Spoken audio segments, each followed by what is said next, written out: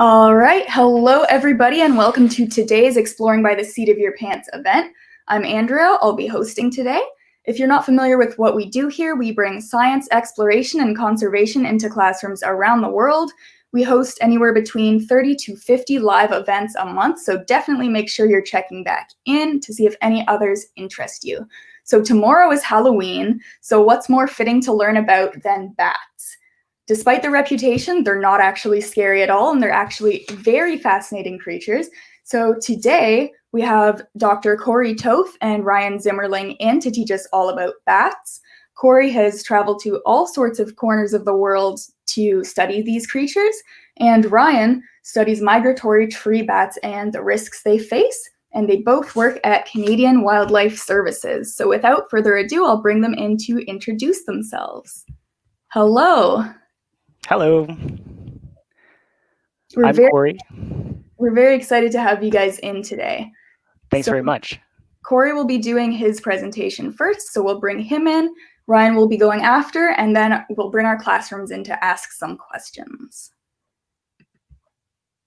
All right, so without further ado, Cory, I'll let you take it away.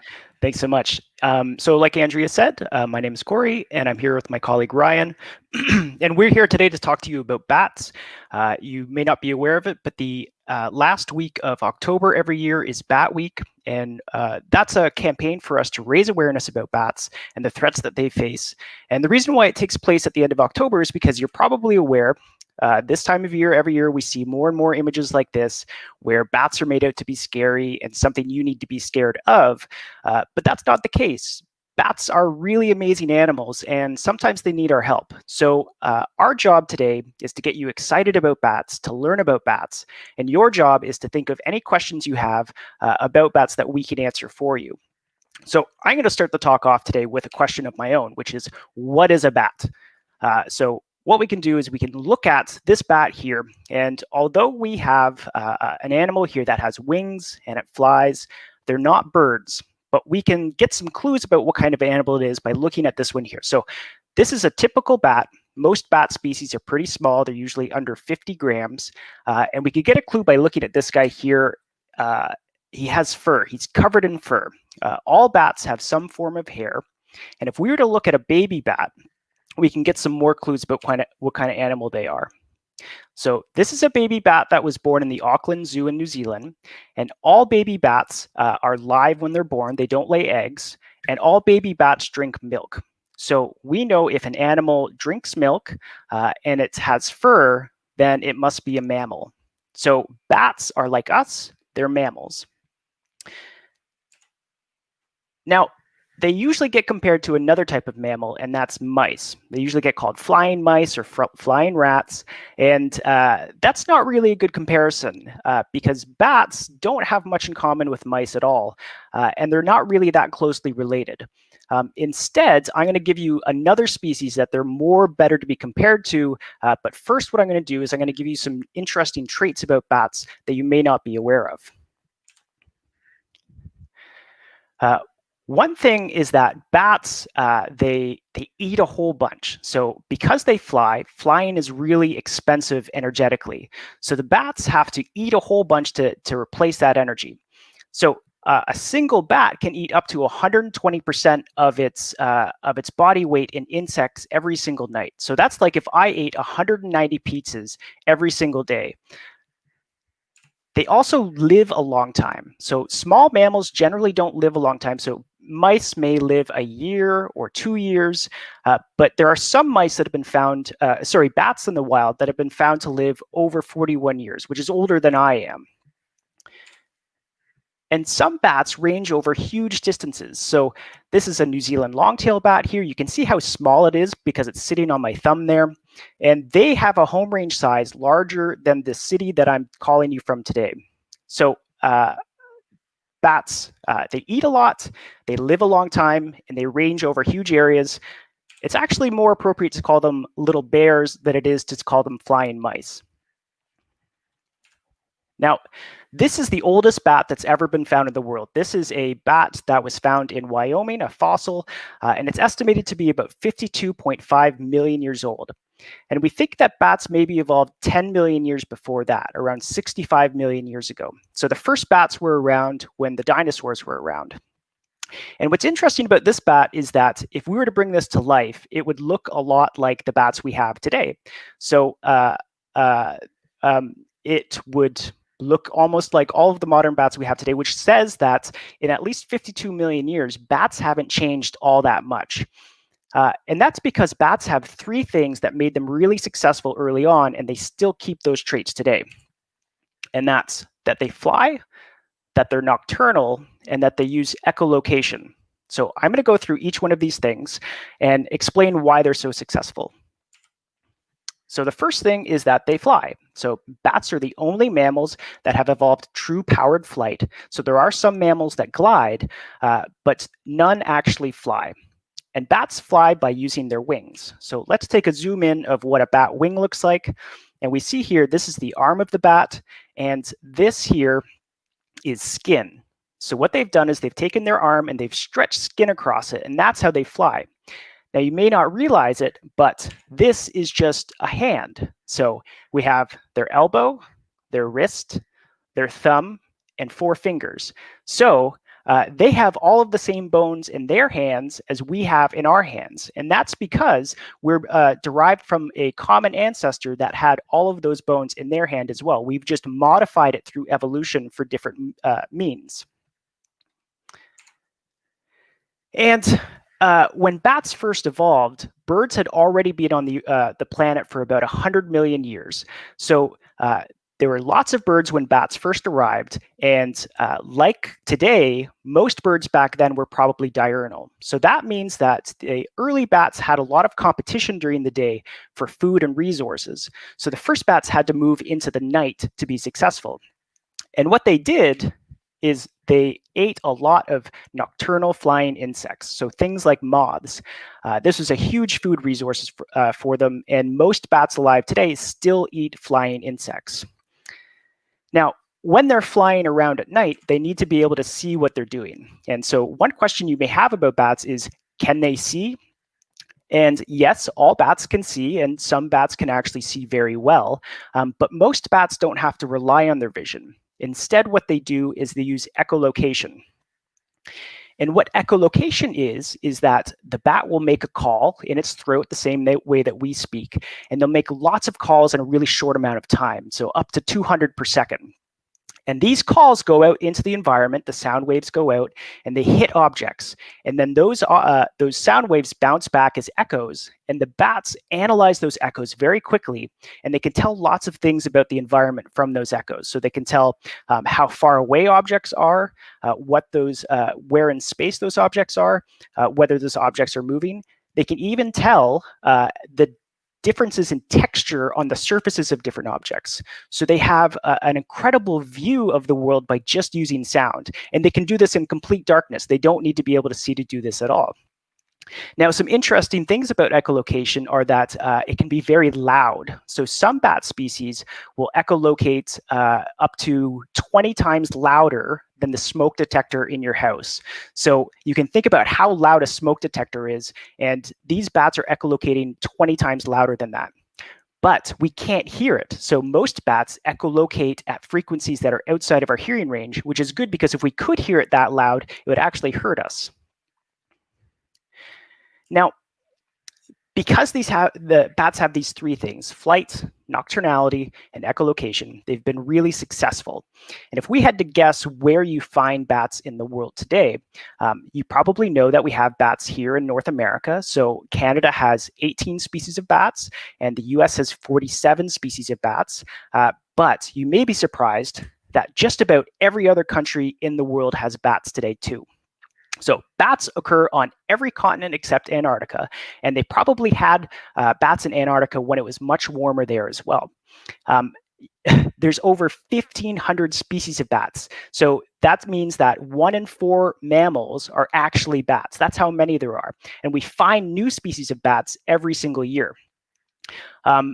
And because bats have existed for millions of years in all of these different environments across the world in different niches, there's lots of different body forms, lots of different body types that bats have evolved. And this is an example of the biggest and smallest bats in the world. So on the left-hand side here, we have flying foxes, and these are the largest bats in the world. They have wingspans of at least 5 feet in length, and they like to eat fruit and nectar and pollen. And then on the right-hand side, we have a bumblebee bat. And so bumblebee bats are the smallest bat in the world. And not only are they the smallest bat in the world, but they're also the smallest mammal in the world. To give you an idea, if you had a penny, that penny weighs more than that bat does. That's how small it is. And these guys like to eat insects. And so that brings me to my next question, which is, what do bats eat? And the short answer is that bats eat everything. They have the widest dietary breadth of any mammalian group. So I'll get into specifics in a second, but what I'm going to do is I'm going to start with this species here. And this is a bat I caught in Panama a few years ago, and I really like this photo because it shows off the sharp teeth that this bat has. So if you had to guess what this bat eats by its teeth, you might think it eats something scary that it needs those big teeth for. But the truth is that these guys really like figs. They just eat fruit, and figs make up maybe 80% of their diet. This is a Jamaican fruit bat, and a lot of species in tropical regions, they eat entirely fruit. And this can be really good for the environment because what they do is they will eat the fruit, including the seeds, and then as they're flying, their droppings will have the seeds in it, and they'll help plant trees and plants in other parts of the forest or where there's no forest. So they're helping the forest to grow through their droppings. Other bats like to drink nectar. And so this video is some lesser short-tailed bats in New Zealand, and they visit flowering plants, and this is a tree here. And nectar is really a good food source for bats because it has a lot of sugar in it. It has a lot of energy. And so what these guys do is they stick their face into the flower to drink the nectar, and then they'll fly away maybe 10 meters or 100 meters or several kilometers, and they'll visit other flowers. And so the pollen that's on their face from that flower will get deposited in another flower when they're drinking the nectar from it. So they're helping the plants to reproduce. And this is really important for the plants. And there's some plants that have specialized to be pollinated only by bats. And that means there's over 500 species of plants that depend on bats for pollination, including about 70% of the fruit that we like to eat. So things like bananas and mangoes and peaches. So the next time you have a banana, you can thank a bat for it. And like I said before, lots of bats still eat insects. So there's two main ways that bats eat insects, and one is to catch them out of the air. And so this is called aerial hawking. And they hunt things like moths and beetles and mosquitoes. And what they do is they use their echolocation to find these insects, and as they get close, they scoop them up with their tail membranes or their wing membranes and scoop them into their mouth. There's another way that bats catch insects, and that's by not locating the insects with echolocation. It's using big ears to hear the sounds that the insects make as they walk along the ground and in vegetation.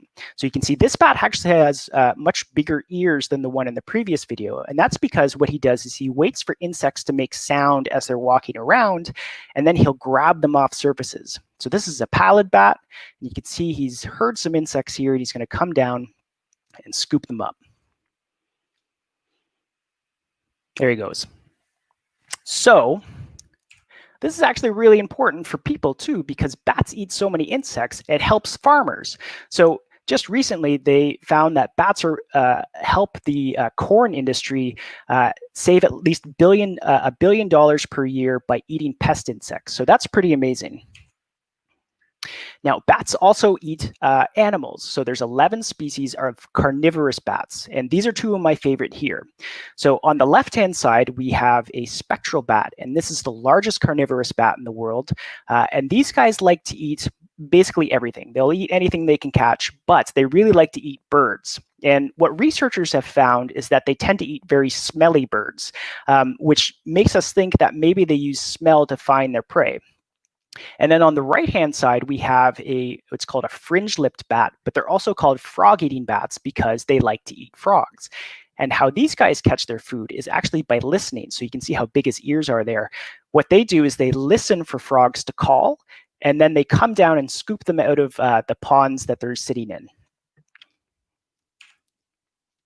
And there's some bats that actually fish. So there's two species of fishing bats, and this is one of my favorite here.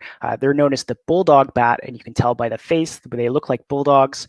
And what they do is they fly along streams and ponds, and they use their echolocation to see where the water's rippling, where there's fish underneath the surface. And they have these giant back feet that they use to scoop up those fish. And then lastly, I can't not talk about vampire bats for Halloween. So there are 3 species of vampire bats, and they've evolved to just drink blood for their diet. They're the only mammals that do this. And this is a common vampire bat here. And the way that they hunt is they will find a sleeping mammal, so maybe a cow, and they will land on the ground next to it when it's sleeping, and they'll crawl up to it, and using their front sharp teeth right here, they'll make a tiny little cut in it. And then they'll lick up the blood. So they won't suck the blood like a vampire would in a movie. They lick up the blood. And they'll do this for a few minutes, and then they'll fly off. And the animal probably won't even know that they've been there. So this can make people really nervous. We don't have vampire bats in Canada or in the United States. They occur in Mexico and south of there. But even in those regions, vampire bats are not a problem to people whatsoever. And in fact, vampire bats have really complex social lives. So you may not realize this, but vampire bats live in big groups, and vampire bats need to feed regularly. They need to eat at least once every couple of days, or else they'll starve to death. And so what will happen is if a vampire bat comes back to her colony and she hasn't eaten that night, one of her roost mates will feed her. They'll actually regurgitate blood and feed her so that she stays alive. And then she'll remember this. So the next time that she comes back, and if she's been successful, she'll feed her roost mate that fed her before. So they have these really complex, really nice social lives that we wouldn't know about otherwise, just by judging a book by its cover. So that's important to remember with bats. Now, the last thing I want to talk about is, where do bats roost? Where do they spend the day? And roosts are really important for bats because they spend over half their lives there, and it really affects the rest of their life. So you may expect from movies and TV shows and stuff that you'll find bats in some place like this. This is Dracula's castle. I found a picture of Dracula's castle on the internet. But you're more likely to see bats someplace like this. This is where bats like to roost. And just to stick with the theme of the talk, that things aren't always as scary as they seem, this is actually a very nice photo of Dracula's castle. I just made it look spooky. So there's 3 main things that bats want to find with a roost, and that's that it keeps them out of the weather, that it has a stable temperature. So even if the temperature outside is fluctuating, it has a stable temperature inside, and that it keeps them away from predators. And there's lots of things that will suit this for bats, and different species like different things, but there's some major groups that we can use. And one is trees. So there are some bats that just find cavities in trees and roost inside there. So these are New Zealand short-tailed bats, and they like to find the biggest and oldest trees in their forests, and they roost inside it. And there can be thousands of bats in these trees. So they've counted at least 6,000 bats in some trees, which is just a huge number of them. There are others that roost in trees, but roost outside of them. So these are tent-making bats, for example. And what they do is, they, like their name, they will find a big leaf or a palm frond, and what they'll do is they'll chew along it so that the frond goes over like that and forms a little tent for them. And so they're called tent-making bats, and they may stay there for a few days or a week, and then they'll fly off and find another leaf that they can make a tent out of. And there are some bats that just stay out in the open. And so this, for example, is a species that we have here in Canada and the United States, and it's a hoary bat.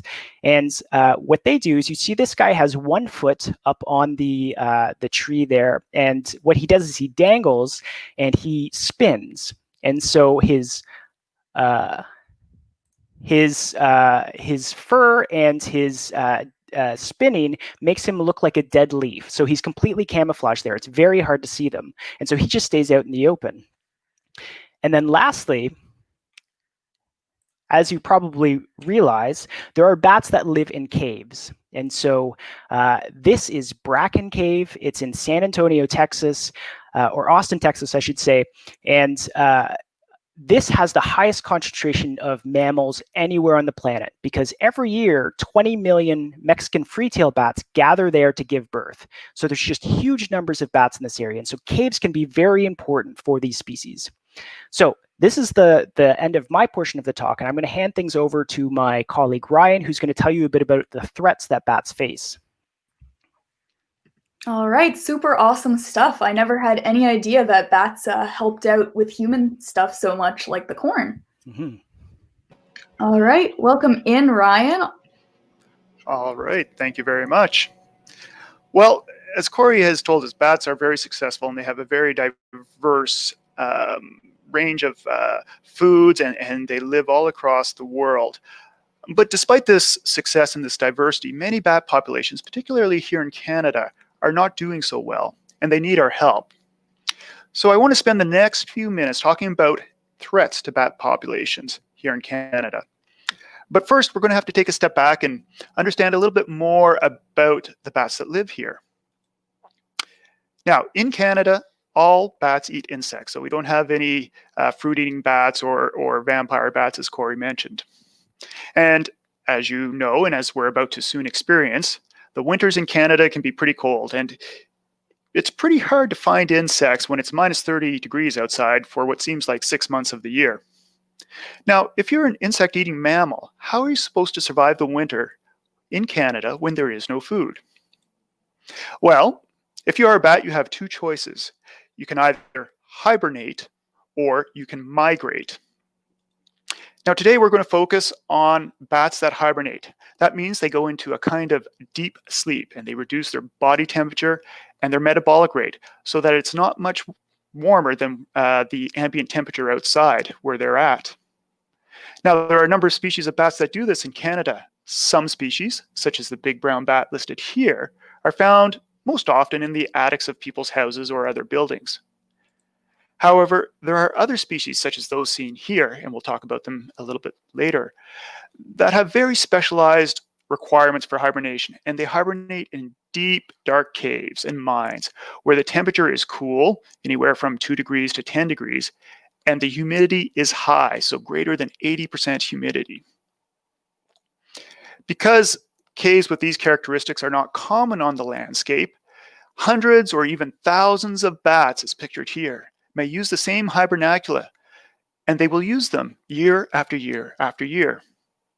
The bats congregate outside the caves in the fall, and they'll hibernate most of the winter, and finally emerge from their deep sleep in the spring and fly out again. Now, this is where the story turns into a sort of murder mystery. Back in 2006, so we're going back a fair number of years, in Albany, New York, a horrible scene began to unfold. A caver photographed hibernating bats with white fuzzy noses or muzzles. Soon afterwards, the bats were observed behaving really strange. They were waking up from hibernation early, and they were in a state of serious starvation and dehydration. Some bats even ventured outside of their roosts during the day to search for food, which of course they would not find. Inside the cave, the floors were littered with little bat bodies, most with the characteristic fuzzy white mold growing on their noses, ears, and wings. So you may ask yourself, who was responsible for this mass killing of bats? Well, as it turns out, a very tiny but very deadly fungus was the culprit. Given that most bats that succumbed to this fungus had white around their noses, it was called white nose syndrome. Now, the interesting thing about white nose syndrome is that it grows only in cool, humid environments, such as caves and deep mines, which happens to be those exact same conditions that cave hibernating bats require. So, how was white nose syndrome, or the fungus that causes white nose syndrome, killing bats? Well, as I mentioned just a few moments ago, bats normally hibernate in their deep sleep for most of the winter. This fungus, when it grows on bats, causes irritation and skin lesions. You can think of it sort of like a bad case of poison ivy. And so the bats wake up from their deep sleep, irritated by this fungus. However, waking up in the middle of winter is not a good idea because it requires a lot of energy because both the body temperature and the metabolic rate need to increase. After having been woken up repeatedly, a bat may deplete all of its energy and body stores, reserves, and it dies of starvation and also of thirst. Now, what makes this fungus so contagious is that it can live for a very long time outside of a cave. It will not grow, but the spores themselves will remain viable. This means that a few bats that do survive, well, they end up being carriers of the spores, and they can carry this fungus long distances and infect new bats hundreds of kilometers away, causing the fungus to spread rapidly across the landscape. As you can see here on the right, over the last 13 years, the spread has been dramatic, and the fungus has been moving across Canada at the rate of about 200 kilometers per year. Now, there was hope that the fungus would be stopped by the prairies in Canada and the United States because, well, there's just not a lot of hibernacula known to be there. However, a couple of years ago, we got the bad news that white nose syndrome had been detected in caves on the West Coast, not far from Seattle. So how did the fungus get all the way from Eastern North America over to Washington State? Well, as it turns out, people who enter caves can also carry the fungus and spread it. This is most likely how the fungus made the jump from Eastern North America to the West Coast. In fact, you may be wondering, how did the fungus get here in the first place? Well, it is thought that the fungus was brought over from Europe by some cavers exploring other caves here in North America in the mid-2000s. That is why most caves where there are hibernating bats are now off limits to people. So, what have been the impacts on bat populations? Well, saying it has been really bad for bats would be a gross understatement. Think about this for a moment. Populations of the 3 bat species in particular, they are the little brown myotis, the northern myotis, and the tricolored bats, have shown as much as a 98% decline in as little as 3 years. So across Eastern North America, this means that we have probably lost in excess of 7 million bats. Now, to put this in perspective, the decline in bat populations has been the most rapid decline of a wild animal population ever known. That is why these 3 species have been placed on the Federal Species at Risk Act as endangered. This means that they are in danger of becoming extinct, otherwise gone forever. Now, there is some hope that some of the bats may be resistant to the impacts of white nose syndrome. But because bats live for a very long time and they only have 1 or maybe 2 babies, depending on the species, each year, it will take hundreds, if not thousands of years for the population to recover, assuming, of course, that it is not already too late. On a more positive note, for those adults that do survive white nose syndrome, there are a number of things that you can do to help bats. You may consider putting up a bat house, and that gives bats a place to roost in the spring, summer, and fall, and also a place for some bats to raise their babies during the summer. Of course, one should avoid disturbing bats while they're roosting or hibernating, and that means staying out of caves. If you do find a bat in your house, exclude the bat in a bat-friendly manner. Most importantly, don't be afraid of bats. Rather be amazed at these incredible, fascinating mammals and appreciate nature. Thank you. All right, awesome. It sounds like we should all be doing our part to protect bats. So I will bring in a few of our classrooms to ask you both some questions. So Ms. Long's class, do you have a question? Yes, thank you. We know some people are scared of bats because of TV and movies, but we've also learned that bats can help the ecosystem. Besides the example of the corn, how do bats help our environment? Brian, do you want to? Sure, absolutely. So bats help our environment in many ways. Cory mentioned that bats are good distributors of seeds for those fruit-eating bats. Cory also mentioned that bats have huge economic value. So for the ecosystem, for example, they reduce many pest insects. So female little brown myotis bat can eat up to 1,000 mosquitoes a night, or at least 1,000 mosquito-sized insects a night. So if mosquitoes are an issue for you, you should thank bats for eating a lot of insects. From an economic perspective, it's somewhere around $27 billion in total that bats save the economy, because we do not need to use as many pesticides. Those forest pests that kill trees, they're being reduced by bats. Bats here in Canada love moths of certain species. And again, from the agricultural perspective, Cory mentioned the $1 billion value for corn, but it's more than corn. It's much more than that. So bats provide huge environmental services for us here in Canada and abroad. All right, awesome question. Let's see, does Miss Malley's class have a question? Yes, we do. One of our questions is that they're curious to know if humans can, if white nose syndrome is fatal in humans, for humans. So white nose syndrome is not contagious to humans. In fact, white nose syndrome is only specific to bats. So by handling a bat, which we shouldn't be doing without proper protective equipment to save the bat, white nose syndrome has no impacts on humans. It cannot be spread from bats to humans. It can only be spread from bats to bats. So there's no fear about white nose syndrome being found in Canada and the United States. It's not an issue from a human health perspective. All right, good to know. Does our virtual school joining us from Burlington have a question? Hi, Ryan. Hi, Cory. So I have my students with me here. We're grade 8 students in Burlington. And our first question is, do bats have predators? And if yes, how do they protect themselves? I can take this one. So yeah, there are a lot of things that eat bats. So that's that carnivorous bat that I showed you before, the spectral bat. It will eat a lot of other bats if it can. So bats are a big predator of other bats as well. There are some raptor species, so predatory birds that specialize in eating bats, and introduced predators can also be a big problem for bats. So in New Zealand, so I used to study bats in New Zealand, and bats are the only native mammals in New Zealand there.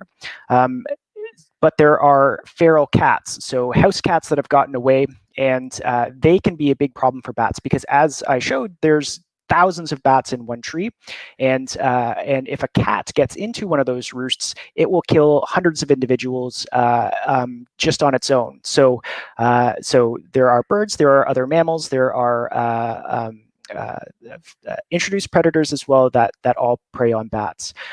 To protect themselves, bats are they usually owls are a big predator for bats as well.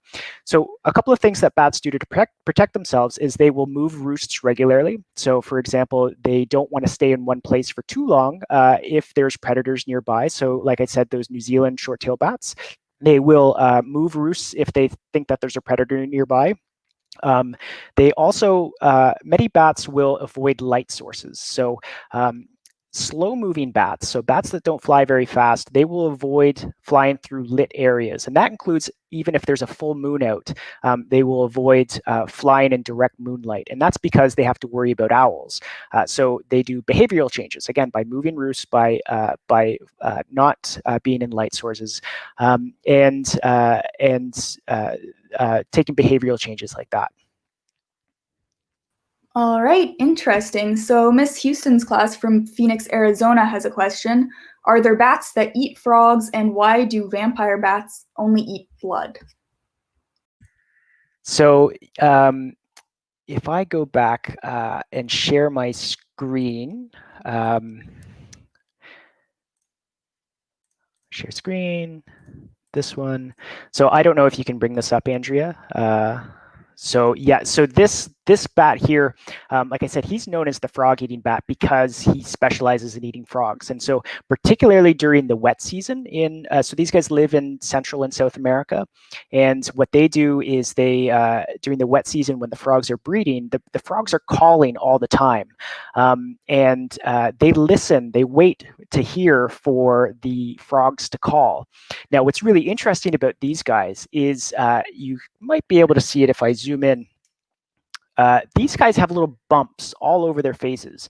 And what's really interesting about that is that, so where they live, not all frogs are tasty, if that makes sense. There are some poison frogs, and they don't want to eat the poison frogs by accident.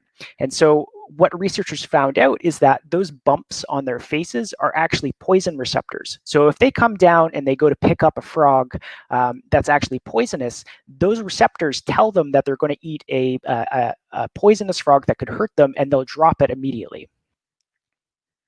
Was there a second part of that question that I missed? Why do vampire bats only eat blood? I don't know what led to that evolving. So vampire bats are part of a family of bats, the same as these bats here. You can see that these guys have what's called a leaf nose. So they have a big structure on their noses that actually helps them to echolocate. And so vampire bats are part of this family as well. And that structure helps them to echolocate. So I talked about echolocation before, and that structure on the nose helps them to send out those echolocation beams.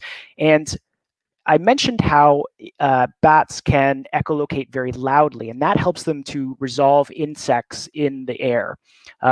But these leaf-nosed bats can't echolocate that loudly. So they only echolocate way quieter than other bats. And in fact, they're called whispering bats.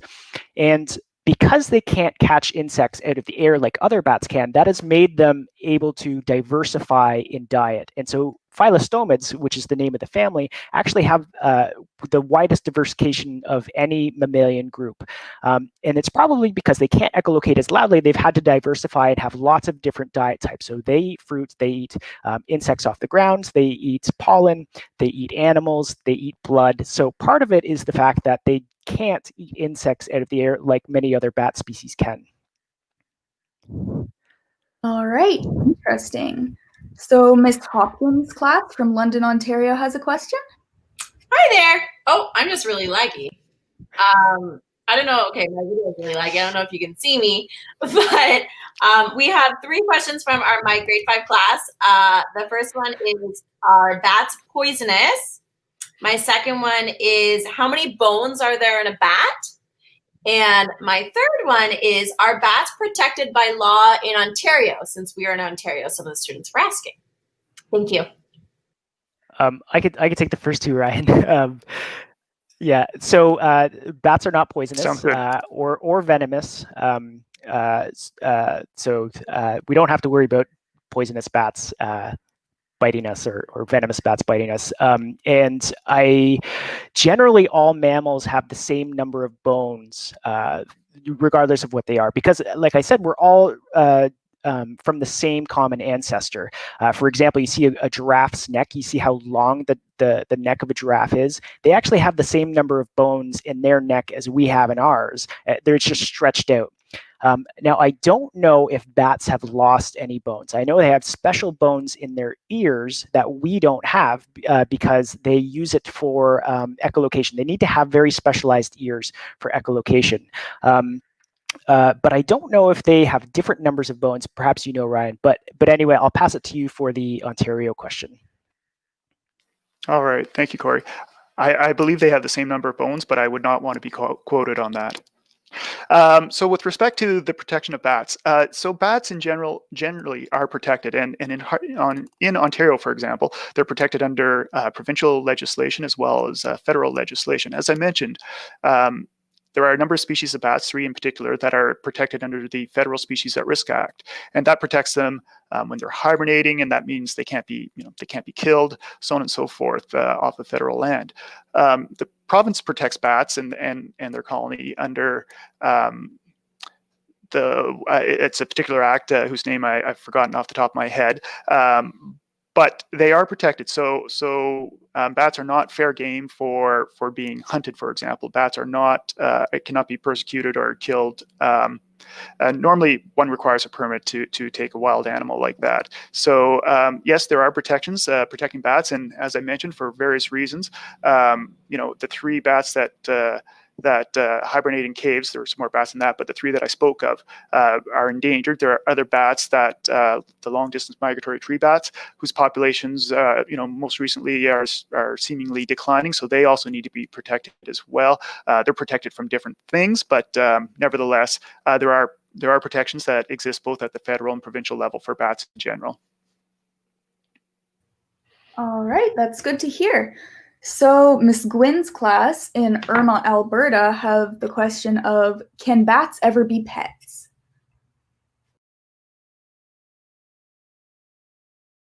So bats, in my opinion, bats would probably make really lousy pets. First of all, when you are sleeping, they would be awake. Again, there are provincial and federal regulations that would not allow one to keep a bat except for, very rare circumstances where one is doing, rescue and rehabilitation centers would be an exception. Some academic institutions would be an exception, but they're not considered pets at that point. And how would you supply a bat with 1,000 mosquitoes a night? I would just love, I would think about that and wonder, how would that ever go? So no, bats would not be great pets. They could not really be ever kept as pets because you would require permits for that here in Canada, and depending on the province, not a good idea. However, I'm glad that someone has thought about bats as not being something scary, and is thinking, wow, that would probably make a cool pet. That's a good thing to hear. Yeah, bats are super cute, but I don't think we'd necessarily be able to provide them with everything that they need to live. I will say that we kept bats. Researchers keep bats all the time to study them. So that video I showed of the bat coming down and taking mealworms off the ground, that was at our lab in Boise State in Idaho. The bats take a lot of work. Just like Ryan said, they need to be fed a lot. You need to water them.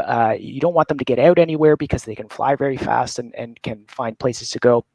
And you have to exercise them. So you have to have a special room that you can exercise them where they fly around. So yes, they're very neat animals, but you would never want to keep one as a pet. Too much work. So we've had a lot of questions coming in from YouTube. We know that the bumblebee bat is very small, so a lot of people are curious, how big is the baby of the bumblebee bat? I don't know. I'm not sure. I've never seen one. So they live in Southeast Asia, I believe. I think they're an Asian bat, and I've never been lucky enough to see one. I've never been to that region of the world to catch bats, and I don't know if I know of anyone that has. Baby bats are pretty rare to see.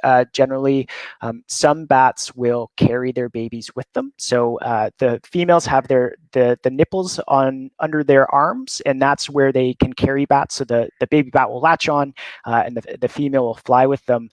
Other bats stash their babies away into a roost. And so the female will go and feed for the night and then come back during the day to feed the baby, or at different times during the day. So it's pretty rare to see baby bats. And I can't say how small the baby bumblebee bat is.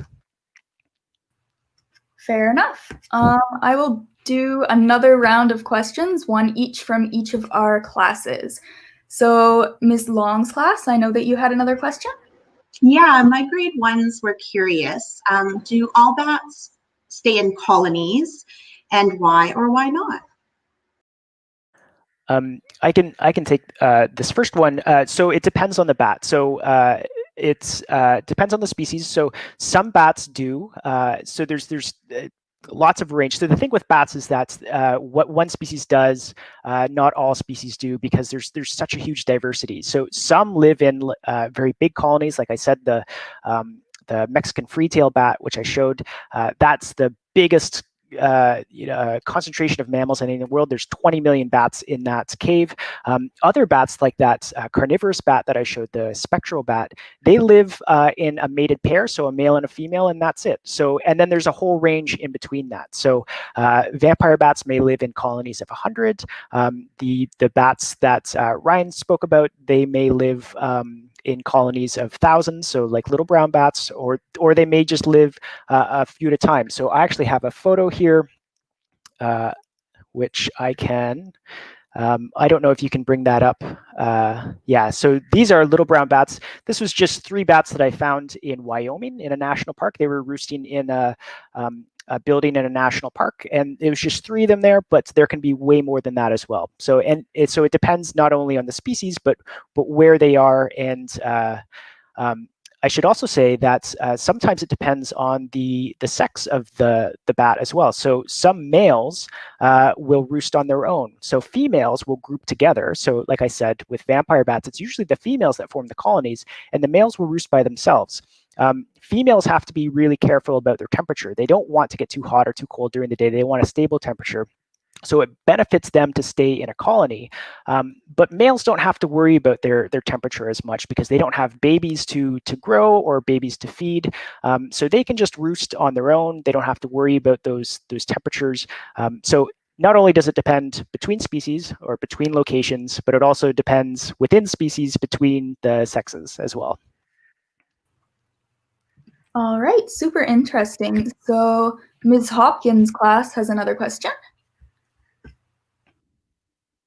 Let's go there. Hi there. So my grade 5s are wondering, why do bats have to hang upside down when they sleep? Part of it is because it's just cheaper energetically for them. So most bats can't use their front hands as legs, and so they can't walk. And they also they don't have the power to from the ground to jump off the ground and get airborne. So it's much cheaper to actually stay further upside down and just drop so they can take off that way than it is to do anything else. So their front hands are wings, so they can't use those to hang on or walk around with, and they can't use their wings off the ground to take off with. So it's much cheaper for them to just hang and just drop. Also, their feet face backwards, as you may have seen in some of those photos. I can bring up that photo of the fishing bat. Andrew, if that's okay to bring up, you can see that its feet are facing backwards. So they evolved that way, and so now they kind of have to hang upside down because of the way that their feet face. All right, interesting. So I believe Ms. Houston's class had another question. All right, Janet, come ask the question. Oh, she fell down. He's coming. Right here. All right, ask your question to the camera. So why do bats keep themselves? How do bats keep themselves alive and away from predators, and so they don't just get to them? They don't just protect themselves. How do they just get away from their prey? Did you guys hear the question? I think the question was, how do bats get away from predators? Is that correct? Question? Yeah. Okay. Was that the question? All right. Good stuff.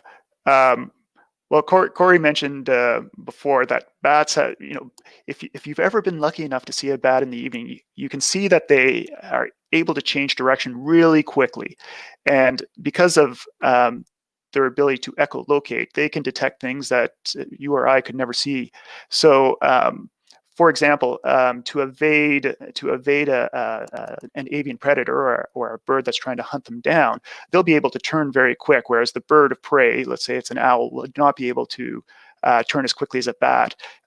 bats need to be able to maneuver really quick, and they fly in a very erratic manner. It's very characteristic. If you see a bat in the evening, you can tell right away it's not a bird. Birds tend to fly in relatively straight lines. They might turn, but they don't turn sharply. A bat can almost turn on a dime, so to speak, do a 90-degree turn, and then they can do a 180-degree turn. It's just absolutely amazing what bats can do. And so that's one way that they would certainly avoid predators. The other way would be is that a lot of the bats, at least here in Canada, they don't fly real high, so they don't put themselves at great risk. They stay within the forest canopy, which means that it's really hard to hunt them. If you're a bird of prey, for example, looking to hunt a bat, it's pretty hard to fly through the branches. Bats can avoid those branches, and bats can avoid those areas and zip in and out, whereas a larger bird of prey like an owl that's quite a bit larger than a bat would have trouble doing so. Good question.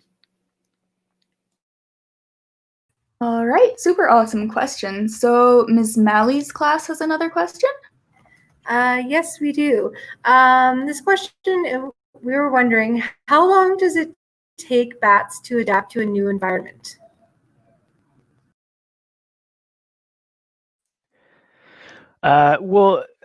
So bats are generally in the environments that they're evolved for, if that makes sense. So where you find bats are where they've been for millions of years. And I mean, that's probably one of the threats that we're going to face now with climate change. And maybe, Ryan, you can speak more to that. But as environments change and our habitats change with climate change, that can be a problem for bats because they're adapted. They've been there for millions of years. They've adapted to one type of environment, and they don't have to change very rapidly. That's excellent, Cory. And Cory mentioned climate change, which I didn't mention. I just addressed one type of specific threat in my part of the presentation. But if you recall, I mentioned that bats require very specific microclimates for hibernation. The temperature has to be between 2 and 10 degrees. There has to be high humidity. So if we take climate change, for example, where are the bats going to go if that 2 to 10 degrees suddenly increases to, say, let's say 6 to 14 degrees? That's no longer a suitable climate for the bats. And so they're going to, in theory, they'll have to find another cave. But as I mentioned, caves like that are rare across the landscape. So bats over a generation are probably not going to adapt very well to threats like climate change or to threats that occur in a relatively short period of time. Over the history of the species, as the species evolves, certainly we may see, as in the case of white nose syndrome, where those that are resistant will be resistant to the effects of white nose syndrome may make up a larger percentage of the next population. But that will take hundreds and thousands of years before one sees a noticeable change. Great question again. Super awesome question. So we've already gone quite a bit over, but we have just one more question from our virtual school, class 81. I'll bring you guys in. Cory and Ryan, we're wondering about what you do with your research. So you've mentioned a couple of times, obviously, videotaping bats and catching bats, but what do you do once you are in that environment with the bats? I can start. One thing that we did was, so I did my PhD on the lesser short-tailed bat and in New Zealand, and they're an amazing species because they the males sing like birds, which most people don't know that some bats sing. So I studied the singing behavior. And one way I did that was I would go out in the evening and I would record the male songs and then I would analyze that. We also put microchips in the bats. So the same microchip that you would put in a dog or a cat, you would put a microchip in a bat so that you can put up microchip readers around their roosts, those big trees, and see who's in those roosts to figure out who's visiting whom and things like that, and where they're roosting. Work that I've done in the Smithsonian in Panama was looking at those frog-eating bats. So trying to tell during the dry season, what do they actually feed on when the frogs aren't as available as they are during the wet season. And then other studies we've done, for example, in Wyoming, in Grand Teton National Park, is what do bats do if in light sources. Like I said, bats like to avoid light sources. So what can we do to make sure that bats aren't being as affected by light as much as before? And one way to do this, if you're studying bats, and I have a picture here, Andrea, if you could bring it up. There's a couple ways that you can catch bats if you want to study them. And this is called a harp trap. So this is one thing you can use. So you can see it's a metal frame with a fishing line running along it, and it has a bag underneath. So what you do is you haul this up over the hole in a tree. This is the same roost that I showed you before in another picture. And as the bats come out, they bonk into the fishing line and they drop into the bag, and you can catch lots of them that way. And so you can put microchips in them and measure them and do whatever you'd like to do that way. And this picture here, this is in Panama. You can't really even see it, but what you do is you find these nice streams here because your bats like to fly along streams, and you put up a net. So you can't even see it in this photo. It's so fine. You put up a very fine net, and the bats can't see that net. They can't even echolocate it, and they'll fly into the net, and you can grab them that way. So when you're out studying them, you sometimes catch them. You sometimes don't catch them because if you're like me, then you're recording their songs when they're just behaving naturally. You can put up bat detectors that record their echolocation calls, so you can see where bats are and where they aren't. So that's some of the stuff that we did in Wyoming, where we're seeing, are there bats in light sources, are there bats outside of light sources, and which ones. So there's lots of different ways to study bats, or you can have them in the a flight room, like the bat that was picking up those mealworms that I showed. So there's lots of different ways to study bats and lots of different methods. And unfortunately, from my perspective, I work mostly with dead bats, and because I'm trying, a lot of the research that I'm doing in collaboration with the universities is looking at the threats to bats. So things like wind farms, for example. That now I didn't discuss other threats to bats, but for those long distance migratory tree bats that migrate long distances, things like wind turbines and other tall structures can cause mortality as they collide with them. Also, the very last slide on my presentation showed a hoary bat, an eastern red bat that had a transmitter on it. So working with other collaborators at the University of Trent, for example, and elsewhere, what we like to look at, how do bats use the landscape and how do they move, for example, through Ontario. We know there's lots of threats as they migrate, but how are the bats reacting to those threats, and where are they going, and how are they migrating? We know so little about bats. We don't even know what the population size of bats are right now here in Canada. We have guesses, and that's all they are. So some of the work we've been doing has been trying to quantify how many bats there might actually be of a particular species, and that is really hard work, and it will take a long time. So most of the work that we're presently doing right now are some of these longer term, broad scale projects. All right, thank you so much, Ryan and Cory, for joining us and teaching us all about bats. I think we've all grown much more of an appreciation for bats, and thanks again for dispelling some of the scary rumors about them. So yeah. Thanks for having us. Yeah, thank you so much. Being here. That's a wrap. All right.